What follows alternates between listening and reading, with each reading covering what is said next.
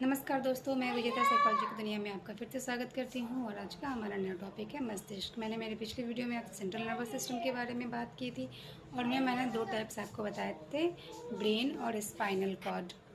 Nervous system के एक भाग को हम ब्रेन के नाम से पुकारते हैं। इसका जो महत्वपूर्ण स्थान होता है वो सामान्य मनोविज्ञान, दैहिक मनोविज्ञान और न्यूरो मनोविज्ञान के क्षेत्र में व्यक्ति के दैनिक व्यवहार की उत्पत्ति, संचालन तथा नियंत्रण को समझने के लिए इसका अध्ययन करना पड़ता है।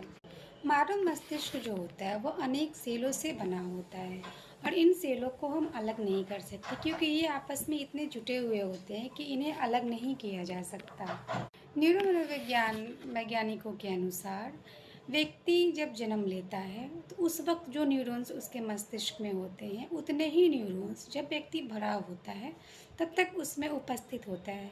ऐसा नहीं है कि हाँ जब व्यक्ति बड़ा होता है तो उसमें कोई नया न्यूरॉन्स बन जाते हैं, ऐसा नहीं है। जो जन्म के समय उपस्थित होता है वही न्यूरॉन्स जब वो बड़ा होता है तब भी उसमें उतनी ही मात्रा में उपस्थित रहती है।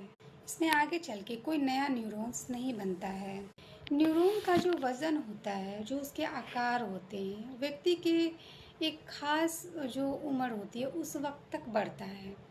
यानी अगर हम मानकर चलें तो मानव मस्तिष्क का जो वज़न होता है, जो व्यक्ति का जो पूर्ण विकास होता है, उसमें जो उसका वज़न होता है वो सिर्फ 2 से 3 पौंड तक ही रहता है। इसमें लगभग 10 अरब न्यूरॉन्स पाए जाते हैं और शरीर में जितने न्यूरॉन्स होते हैं उसका 90% भाग जो न्यूरॉन्स का होता है वो हमारे मस्तिष्क में होता है। इसके जो न्यूरॉन्स होते हैं वो आपस में इतना इंटर कोरिलेटेड होते हैं जो 1 घन इंच में लगभग 60 करोड़ संधि स्थल पाया जाता है। मस्तिष्क के पास इतनी अधिक क्षमता होती है कि वो अंतः तथा बाह्य उत्तेजनाओं के प्रति अभियोजनात्मक व्यवहार जल्दी कर लेता है। जैसे मान के चलिए कोई बच्चा भूखा है, लगभग 1-2 महीने का बच्चा है और उसे भूख लग रही है, तो उसके माँ का जो दूध होता है वो ऑटोमेटिक, जो ब्रेस्ट फीडिंग कराती है महिलाएं,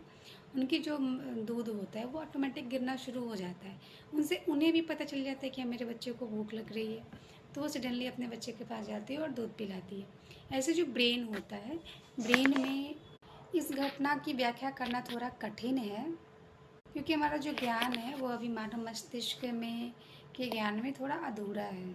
मानव मस्तिष्क को 3 भागों में बांटा गया है। पहला है हिड ब्रेन, दूसरा है मिड ब्रेन और तीसरा है फोर ब्रेन।